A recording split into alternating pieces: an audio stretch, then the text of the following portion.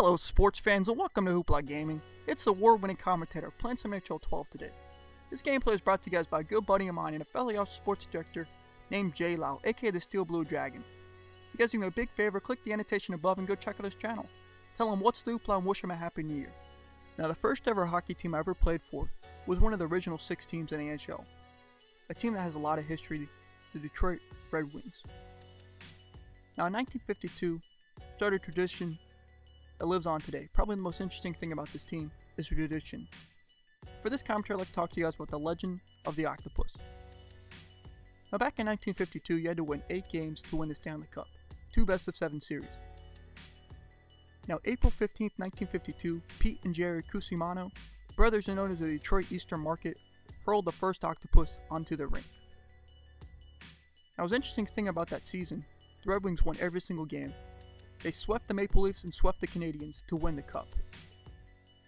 Now if you guys know anything about sports, when you're winning you don't change anything.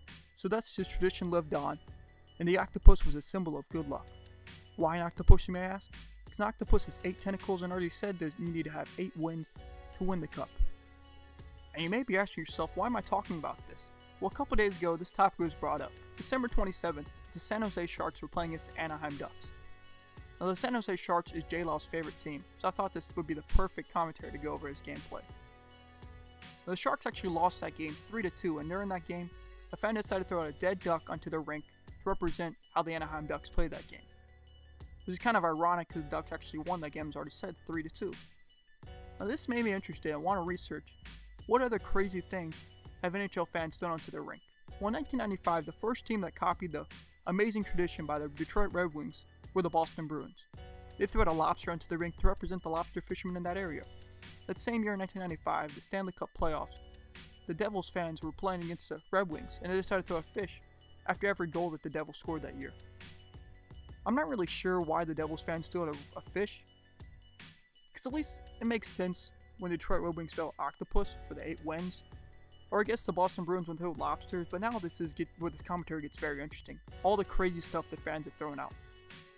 1996 playoffs, the Florida Panthers threw out toy rats onto the rink, after during that season a player killed a rat in their locker room.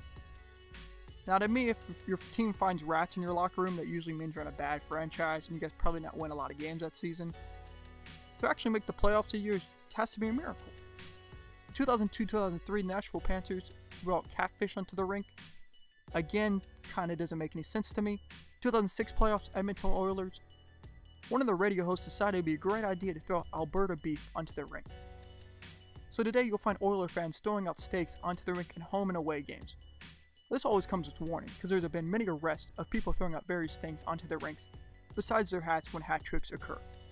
Now the funniest story I came across during our research was, because I'm from Atlanta, was a Thrashers fan throwing a waffle up at the Air Canada Center in Toronto against the Maple Leafs after a 6-2 loss. This guy's name was Joe Robb. He actually received a lifetime ban at the Air Canada Center for throwing out this waffle onto the rink, as well as 5 hours of community service. He got very lucky in my opinion. Now through my research I found an interesting statement from one of the people who have to clean up the rink. Her name's Jessica Hanley. This is what she said. "They're so gross, they're so huge, they're heavy, they stink and they leave slimy trails in the ice. But hey, if it's good for the team, I guess we can deal with it." Not only does she have to pick them up, but also Zamboni drivers. One of the most famous Zamboni drivers is a guy named Al Saba. And what he normally does when he picks up the octopus and cleans up the ice, he slings it above his head and he gets the crowd riled up into it. But in 2008, the NHL saw that as really bad. So they decided to put a $10,000 fine if any Zamboni drivers ever pick up the octopus on the ice again. Now it's the responsibility of the lineman to pick it up.